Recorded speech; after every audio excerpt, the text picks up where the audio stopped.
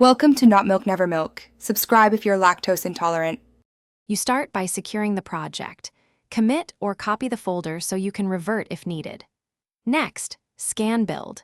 Gradle files and the module folders to list Kotlin files and the Kotlin Android plugin. Once done, make sure Android Studio and Gradle use compatible JDK versions because mismatches cause build failures when you remove plugins. This prevents confusing errors later and ensures Java toolchain will compile remaining sources without Kotlin support. Now you edit Gradle. Remove the Kotlin plugin entries in Settings and Module Build.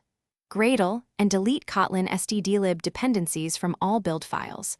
Then search for capped, Kotlin options, and Kotlin-specific source sets. Remove or replace them with Java equivalents. When necessary, convert remaining Kotlin files to Java or mark them for later conversion. Make sure to sync Gradle, because sync failures tell you which Kotlin remnants still exist and need addressing before compilation will succeed. Finish by converting or deleting Kotlin source.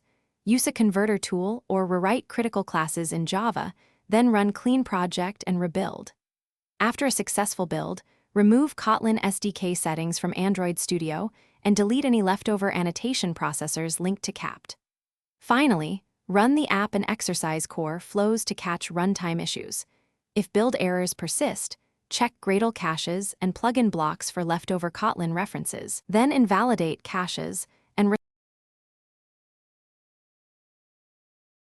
Thanks for watching. If this was helpful, leave a like and consider subscribing. See you next time.